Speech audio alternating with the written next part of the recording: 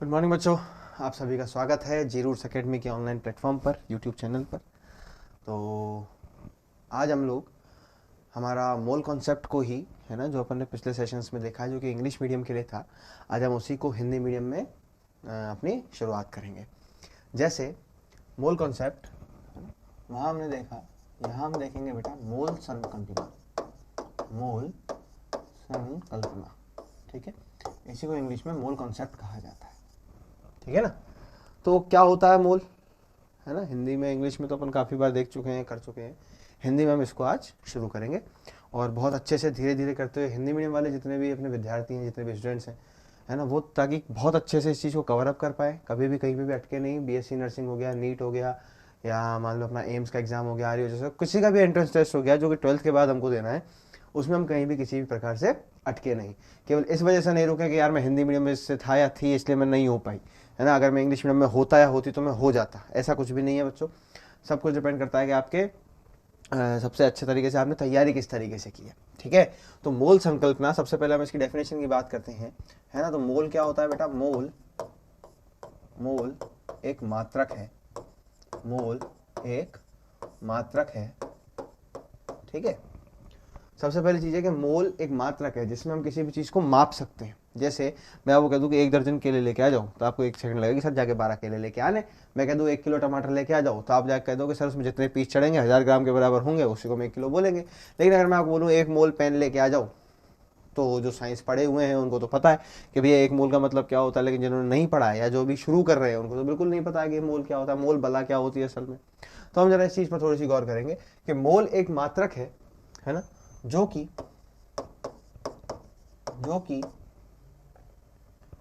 उतने ही कणों के बराबर होता है जितने की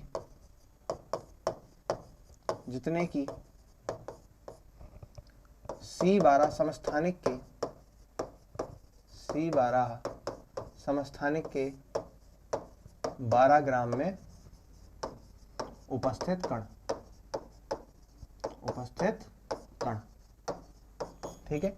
ये तो है इसकी पुरानी डेफिनेशन, इसकी पुरानी परिभाषा, जिसके अनुसार हमें आज तक कुछ भी समझ में नहीं आया कि ऐसा बोलता क्यों है कि हमारे पास C12 ही होना चाहिए पहली बात, और उसका एग्जैक्ट 12 ग्राम ही होना चाहिए, ऐसा क्यों कहा जाता है, ठीक है ना। ये हम समझेंगे तब जब हम लोग क्या निकालेंगे, द्रव्यमान पढ़ेंगे, उस टाइम पर समझेंगे। लेकिन इसके अलावा सर, लेकिन मोल तो हम अभी पढ़ रहे हैं, तो मोल के अंदर सबसे पहले सर इसको सबसे सिंपल डेफिनेशन बता दो सर हमको, तो ताकि हम कभी भी इसमें अटके नहीं। तो ध्यान रखना, एक मोल में 6.022 गुणा 10⁻23 कण उपस्थित होते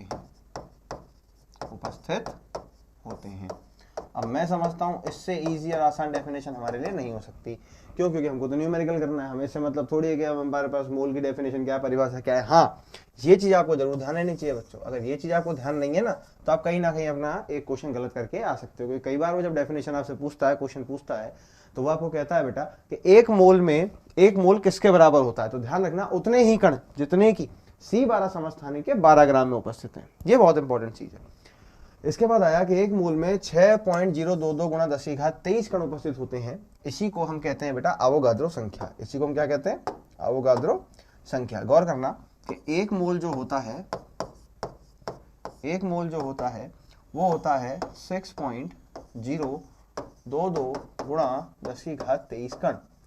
अब इन कणों में क्या क्या हो सकता है वो जरा आपको समझना है, और इस कण को, इस संख्या को क्या बोलते हैं वो भी तो हमारे लिए इंपॉर्टेंट है या नहीं है? बिल्कुल है सर।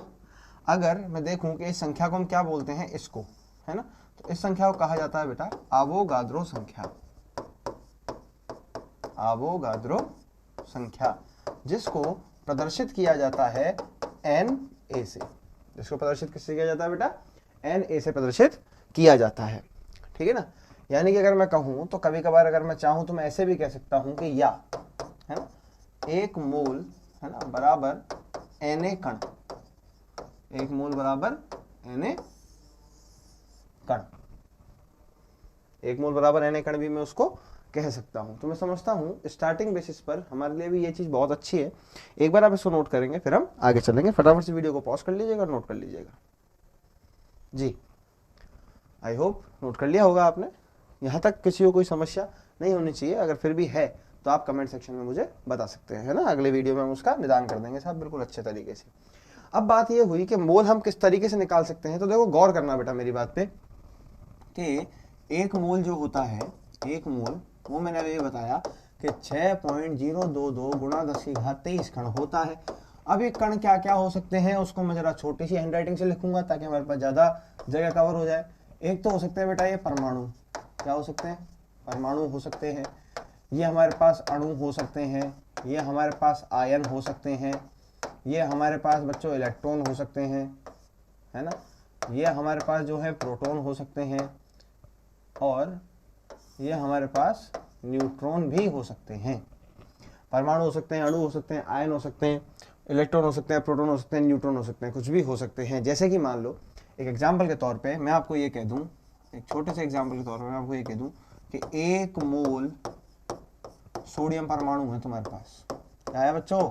हाँ, सोडियम परमाणु। तो सर इसका सीधा सीधा मतलब क्या हुआ कि इसके अंदर 6.022 गुणा 10⁻23 सोडियम के परमाणु हैं। समझ गए? मान लो एक और एग्जांपल देखो जरा छोटा सा। मान लो मैं कह दूं 0.22 मोल CO2 अणु है तुम्हारे पास। CO2 अणु है।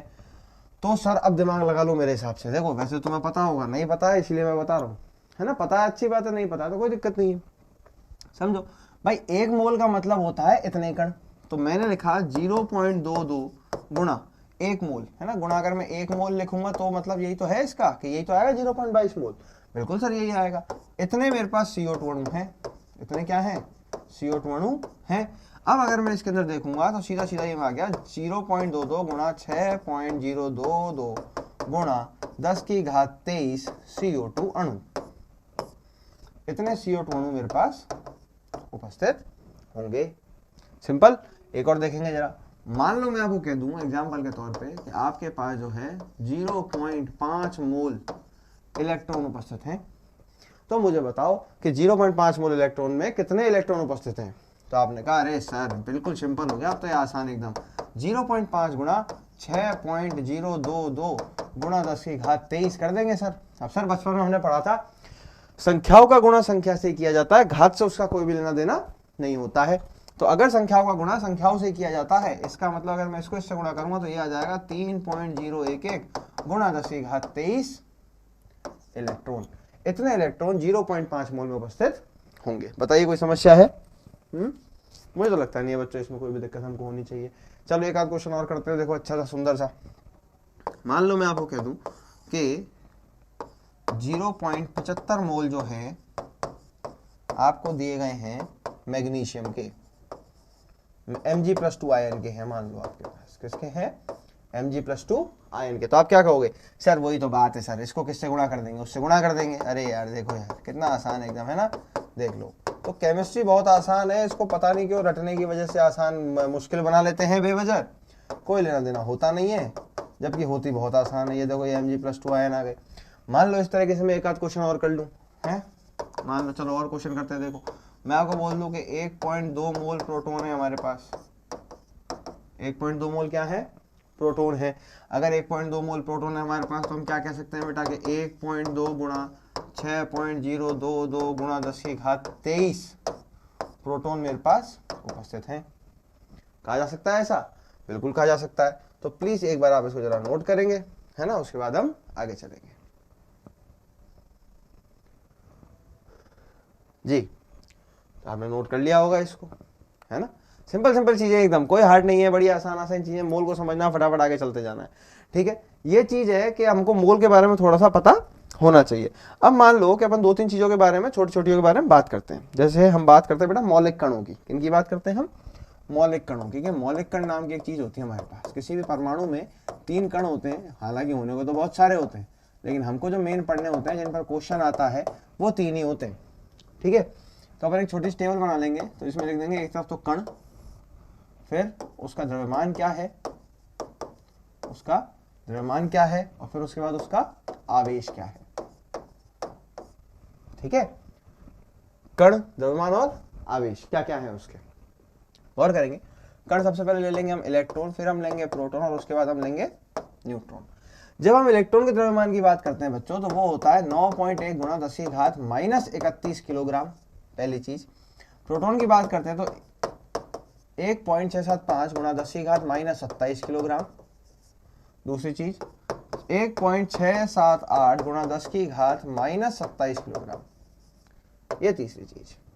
ठीक है, अगर मैं इसके आवेश की बात करूं तो आवेश इलेक्ट्रॉन और प्रोटॉन का बराबर होता है, लेकिन उनका चिन्ह अलग अलग होता है, जो कि ये बताता है कि वो किस तरीके का आवेश अपने ऊपर रखते हैं।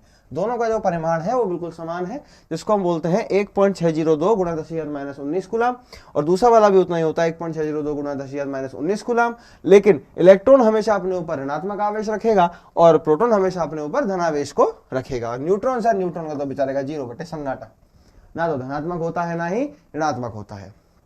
इलेक्ट्रॉन को जिसने ढूंढा है ना, यहीं पे देखो 2-3-4 चीजें और बता देता हूँ। उसका नाम था बेटा थॉमसन, जे थॉमसन, है ना, उसका नाम क्या था, थॉमसन। प्रोटॉन को जिसने ढूंढा उसका नाम था बेटा गोल्डस्टीन, ठीक है ना, ई गोल्डस्टीन। और न्यूट्रॉन को ढूंढने वाला आदमी था जेम्स चैडविक, जेम्स चैडविक, है ना, जेम्स चैडविक उसका नाम था जिसने इसको ढूंढा।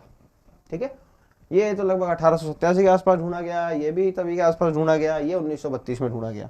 याद रहे अच्छी बात है, नहीं याद रहे और अच्छी बात है, कोई नहीं पूछने वाला हमसे इन चीजों को। अब मान लो मैं आपको ये कह दूं कि 1 मोल इलेक्ट्रॉन का द्रव्यमान निकालो, सर पढ़ाया कुछ बताया कुछ, ये क्या हुआ, ये तो गड़बड़ हो गया सर। तो मैंने आपको कहा 1 मोल इलेक्ट्रॉन का द्रव्यमान बताइए, द्रव्यमान बताइए। अरे सर सिंपल है एकदम भाई, हमको 1 इलेक्ट्रॉन का द्रव्यमान पता है, ये लिखा हुआ 9.1 गुणा 10⁻31। हाँ सर, हमें ये भी पता है 1 मोल इलेक्ट्रॉन में कितने इलेक्ट्रॉन होंगे, 6.022 गुणा 10 की घात 23। तो सर 1 मोल का निकालने में कौन सी बड़ी बात है। देखो जरा देखेंगे सॉल्यूशन कैसे करेंगे हम इसका, है ना।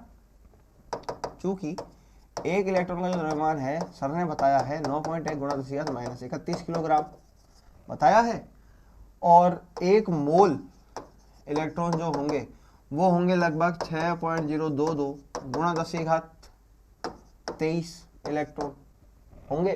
कैलकुलेशन पर्पज से, है ना, गणना के संदर्भ से इसको मान लो 6, क्या मान लो 6। तो ये पूरी जो वैल्यू है वो हो गई 6 गुणा 10 की घात 23 इलेक्ट्रॉन। तो इसलिए 1 मोल इलेक्ट्रॉन का द्रव्यमान अगर आप निकालेंगे बच्चों तो 1 मोल इलेक्ट्रॉन का द्रव्यमान निकल के आएगा 9.1 गुणा 10 की घात -31 गुणा 6 गुणा 10 की घात 23, 6 गुणा 10 की घात 23, और आगे हम इसका लगा देंगे किलोग्राम, है ना। इसको सॉल्व कर लेंगे तो जरा इसको सॉल्व में इस तरफ कर रहा हूँ, है ना। इसको अगर सॉल्व करेंगे तो आंसर आएगा बेटा 91 × 6 546, ठीक है। तो ये हो जाएगा लगभग 54.6 गुणा 10 की घात -8 किलोग्राम, ये हमारा आंसर होगा, जो कि ये बताएगा कि 1 मोल इलेक्ट्रॉन का द्रव्यमान कितना होता है। बोलिए कहीं यहाँ तक हमें कोई भी समस्या है? मुझे नहीं लगता है। अगर है भी तो हम 1-2 क्वेश्चन और करते हैं ताकि हम इसको और अच्छे से समझ पाए। एक बार नोट कीजिए इसको।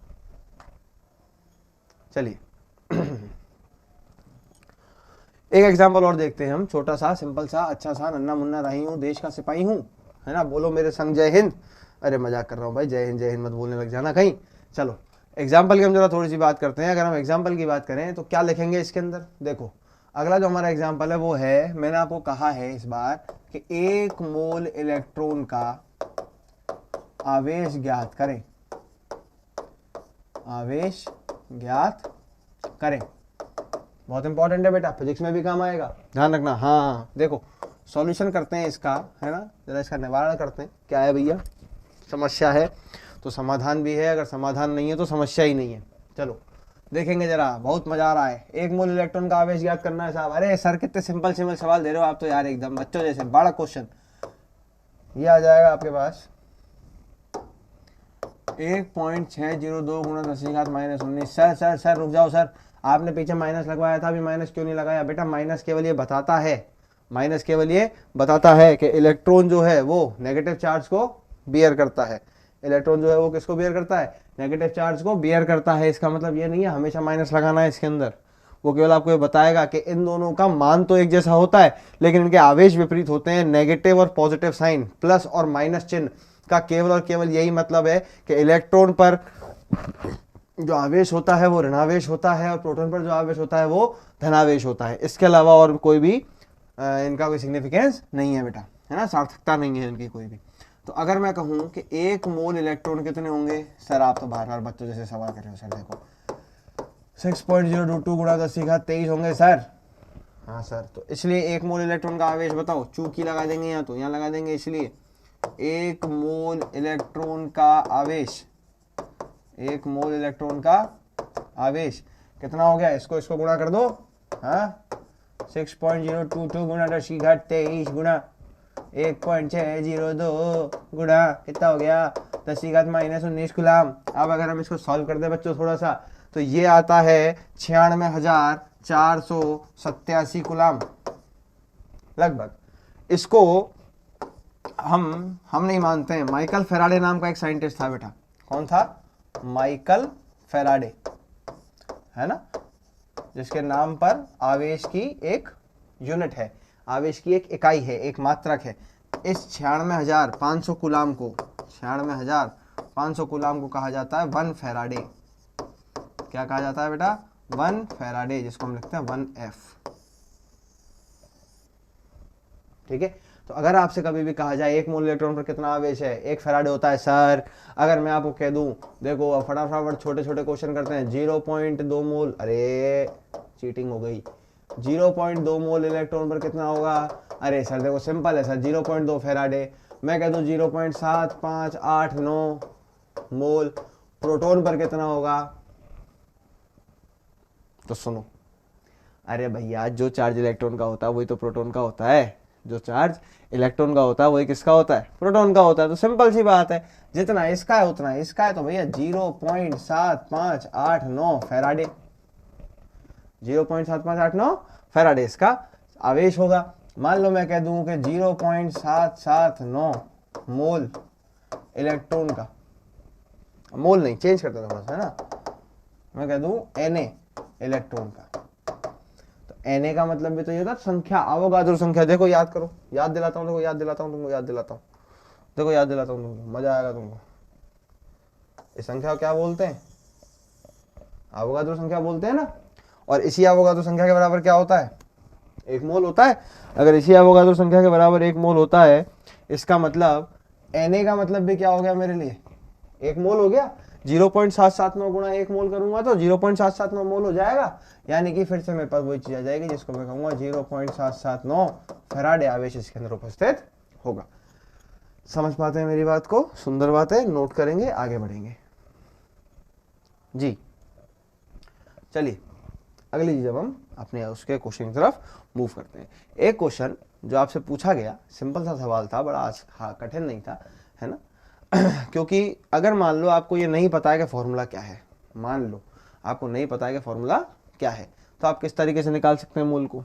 कई बार क्या होता है, फॉर्मूला तो हमें याद रखना कंपलसरी है ही कि भैया दिया गया द्रव्यमान बटे मोलर द्रव्यमान। इसमें भी थोड़ी सी गलती है जो मैं आपको बताऊंगा, लेकिन बचपन से आप यही पढ़ते आए हो, इसलिए मैं आपको यही फॉर्मूला भी मैं भी बोल रहा हूँ। ठीक है, तो आपको किसी ने ये कहा कि सर हम एक चीज़ बताओ, मान लो हमको नहीं पता कि मोल वोल कितना है, क्या है, क्यों है। तो एक छोटा सा क्वेश्चन है बेटा, है ना, जो आपसे पूछा गया है, एक क्वेश्चन है छोटा सा, है ना, जो कि आपसे पूछा गया। एक बार तो AIPMT में पूछा गया है बेटा, है ना, और एक बार BSc नर्सिंग एंट्रेंस में भी पूछा गया है। सिंपल सा सवाल है, बड़ा हार्ड नहीं है, एंट्रेंस में भी पूछा गया है। ये तो शायद 07 के आसपास की बात है, इसमें शायद 11-12 का ईयर होगा, हालांकि ईयर मुझे कोई खास इसका ध्यान नहीं है, है ना, फिर भी मैं आपको ईयर इसका बता दूंगा हमारे आने वाले सेशंस के अंदर, जब हम लोग डिस्कस करेंगे किसके बारे में, क्वेश्चन आंसर्स के बारे में, है ना, जो कि हमको करना एसेंशियल है, करना ही पड़ेगा। जैसे चैप्टर खत्म होगा हम डिस्कस तो करेंगे कि क्या क्या आया, फिर भी जो जो बीच बीच में आते रहेंगे उनके बारे में मैं आपको लगातार बताता रहूँगा। तो एक क्वेश्चन आया, क्वेश्चन ये था कि 200 ग्राम प्रोटॉन में कितने मोल उपस्थित हैं। कितने मोल उपस्थित हैं। ठीक है, ऑप्शन दिया गया 200 मोल, बी ऑप्शन दिया गया 20 मोल, सी ऑप्शन दिया गया 0.2 मोल और डी ऑप्शन दिया गया 1.987 मोल। ठीक है, जरा ट्राई कीजिए एक बार, देखें कर पाओ तो पॉज कर लो वीडियो को, ट्राई करो।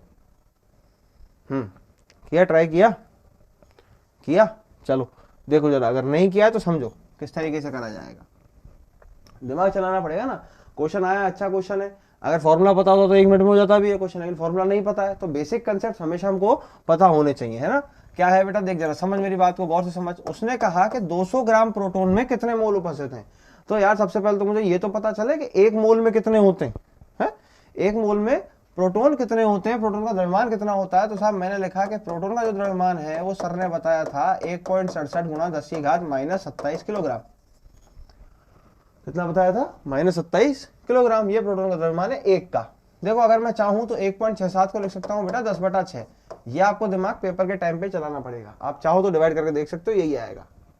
ठीक है, 1.677 आएगा तो 6-7 लिख देते हैं हम उसको, गुना 10⁻⁻27 किलोग्राम कर दो इसको। ठीक है, ये पहला काम हो गया। अब मैंने कहा कि 1 मोल प्रोटोन का द्रव्यमान कितना होगा। 1 मोल प्रोटोन का द्रव्यमान, क्या सर सिंपल सा क्वेश्चन पूछ रहे हो? एकदम सिंपल है, बच्चों जैसा सवाल है सर। 6 गुणा 10⁻23 गुणा 10/6 गुणा 10⁻⁻27 किलोग्राम, यानी कि 6 ने 6 को जान से मार डाला, 10⁻³ किलोग्राम, जिसको अगर मैं चाहूं तो लिख सकता हूं 1/1000 किलोग्राम। अगर मैं किलोग्राम को ग्राम में बदलना चाहता हूं तो मैं लिख दूंगा 1/1000, केजी की जगह लिख दूंगा 1000 ग्राम, 1000 से 1000 को मार डालूंगा, इसलिए 1 मोल प्रोटोन का जो द्रव्यमान है वो आ जाएगा बेटा 1 ग्राम।